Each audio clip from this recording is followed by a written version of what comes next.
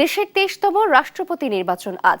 দীর্ঘ ৩৫ বছর পর এই নির্বাচন অনুষ্ঠিত হচ্ছে। দুপুর ২টা থেকে ৫টা পর্যন্ত ভোটগ্রহণ চলবে। এ নিয়ে আরো জানাতে যুক্ত হচ্ছেন সহকর্মী ইউসুফ ভুইয়া।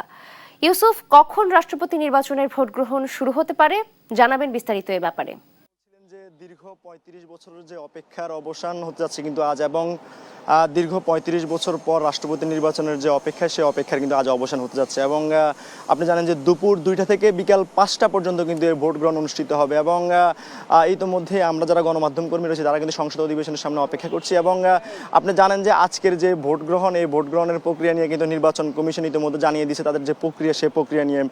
এবং আজকের যে রাষ্ট্রপতি নির্বাচন, সেই রাষ্ট্রপতি নির্বাচনে দুজন প্রার্থী কিন্তু প্রতিদ্বন্দ্বিতা করছেন। এবং বিএনপির প্রার্থী মির্জা ফখরুল ইসলাম আলমগীর এবং 11 দলীয় জোট থেকে যিনি রয়েছেন এলডিপির যিনি চেয়ারম্যান অলি আহমদ, তিনি প্রতিদ্বন্দ্বিতা করছেন। এবং আজকের এই যে নির্বাচন, সেই নির্বাচন অনেকটা আসলে আনুষ্ঠানিকতা, যেহেতু আপনি জানেন সংসদের 2/3 সংখ্যাগরিষ্ঠ দল বিএনপি, 247 জন সংসদ সদস্য তাদের রয়েছে। এবং এই 247 জন সংসদ সদস্যের বিপরীতে জামায়াতের নেতৃত্বাধীন যে জোট রয়েছে তাদের 90 জন সদস্য রয়েছে। তো এই যে ভোটের পরিসংখ্যান, সেই পরিসংখ্যান অনুযায়ী নির্বাচন কমিশনও জানিয়েছে যে যারা আসলে বেশি ভোট পাবেন তারা আসলে বিজয়ী হবেন। তো সেই জায়গা থেকে বলাই চলে যে আজকের যে রাষ্ট্রপতি নির্বাচন, সেই রাষ্ট্রপতি নির্বাচনে বিএনপির যিনি রয়েছেন মির্জা ফখরুল ইসলাম আলমগীর, তিনি বিজয়ী হতে যাচ্ছেন এবং অনেকটাই নিশ্চিত সেটা। এখন শুধু আসলে আনুষ্ঠানিকতার বিষয়।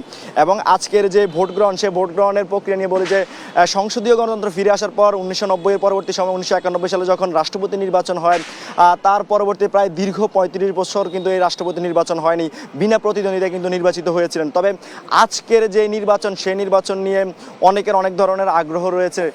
গতকালের নির্বাচন কমিশনার যিনি রয়েছেন এবং আজকের যে রাষ্ট্রপতি নির্বাচনের যিনি কর্তা, প্রধান নির্বাচন কমিশনার এএমএম নাসির উদ্দিন, তিনি কিন্তু গণমাধ্যমের সঙ্গে কথা বলেছিলেন। এবং তিনি এই যে রাষ্ট্রপতি নির্বাচন, সেই রাষ্ট্রপতি নির্বাচনকে ঐতিহাসিক বলে আখ্যা দিয়েছেন। তিনি বলছেন যে সারা বিশ্বের মানুষ কিন্তু এই রাষ্ট্রপতি নির্বাচনের দিকে তাকিয়ে রয়েছে।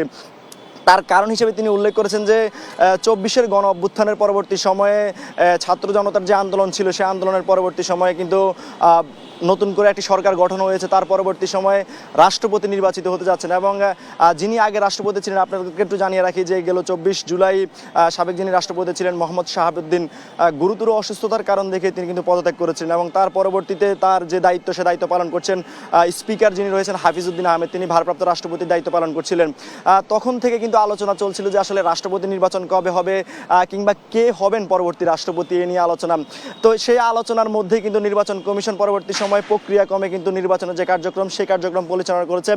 এবং তফসিল ঘোষণা করার আগ মুহূর্তে কিন্তু যেহেতু আপনি জানেন 70-এর অনুচ্ছেদ অনুযায়ী রাষ্ট্রপতি নির্বাচন অনুষ্ঠিত হচ্ছে এবং আইন এবং বিধিমালা অনুযায়ী সব ধরনের কার্যক্রম পরিচালনা করেছে নির্বাচন কমিশনার, নির্বাচনী কর্তা কিন্তু এমনটাই বলেছিলেন গতকালকে।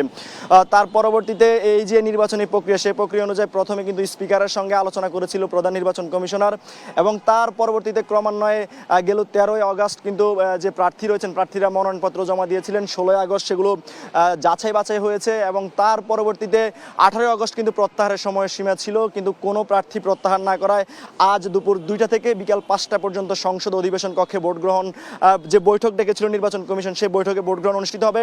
সেই ভোট গ্রহণে কিন্তু 349 সদস্য ভোট দিবেন এখন পর্যন্ত যে তথ্য রয়েছে। এবং বলাই চলে 2টা পর্যন্ত অপেক্ষা করতে হবে, তার পরবর্তীতে ভোট গ্রহণ অনুষ্ঠিত হবে। এবং ভোট গ্রহণের পরবর্তীতে আসলে আনুষ্ঠানিকভাবে ঘোষণা হবে কে হচ্ছেন দেশের 23তম রাষ্ট্রপতি।